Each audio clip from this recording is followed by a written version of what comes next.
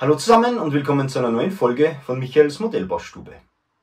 Zero Paints, die haben ja ein sehr breites Farbsortiment, bei dem man schnell einmal die Übersicht verlieren kann. Und unter den ganzen Sponsorenfarben, die die anbieten, da tummeln sich nämlich auch so exotische Sonderfarben, sage ich mal. Und eine davon, die schauen wir uns heute ein bisschen genauer an. Also, bis gleich!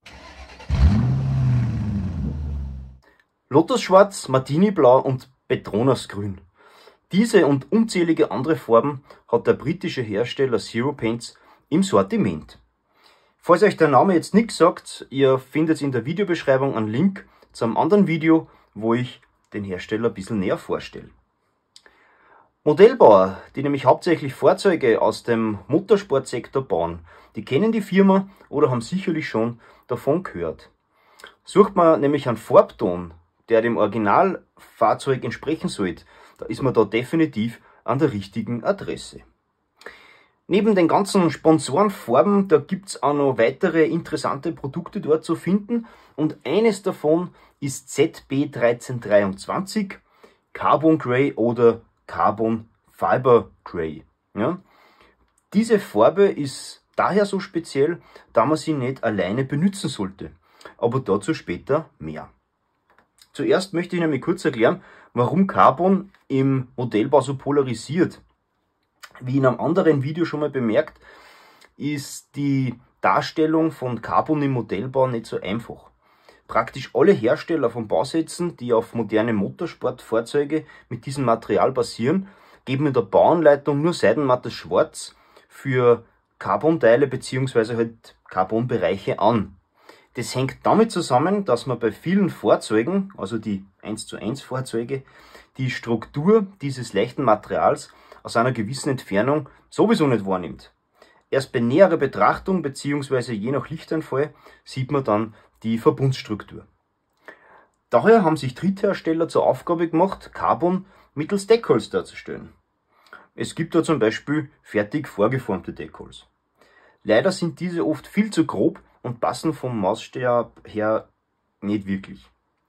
Daher gibt es viele Modellbauer, die auf feineres Deckelmaterial ausweichen, das man dann als ganzen Bogen bekommt. Da muss man sich das dann selber zuschneiden. Und da kommt jetzt diese Zero Paints Farbe wieder ins Spiel. Denn von Scale Motorsport, die haben nämlich auch neben dem normalen Carbon Deckholz sogenannte Clear Carbon Deckholz im Sortiment. Ja, das sind die da. Schaut so aus, schön fein.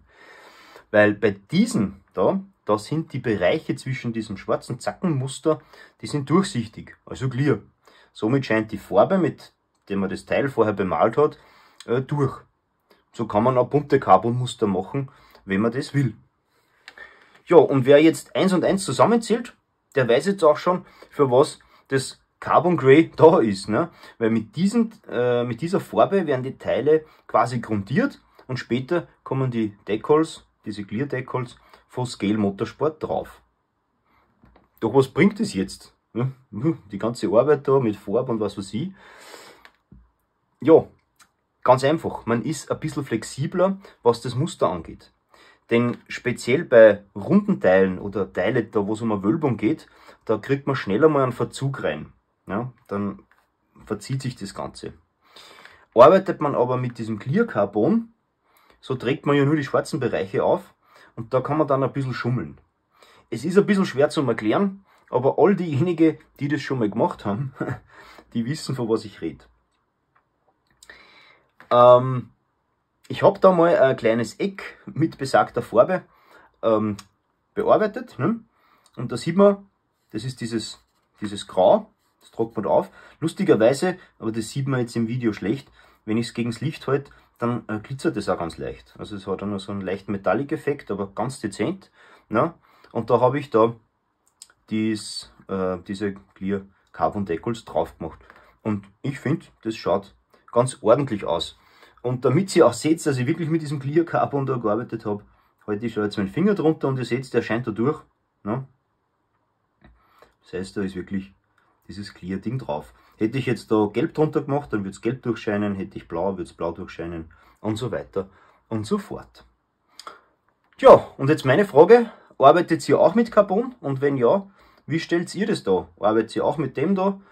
Oder macht ihr das mit den normalen Carbon Decals? Lasst es ganz weg. Ich freue mich da schon wieder riesig auf eure Beiträge. Und bis zur nächsten Folge, da wünsche ich wie immer eine gute Zeit und viel Spaß beim Modellbau. Euer Michael.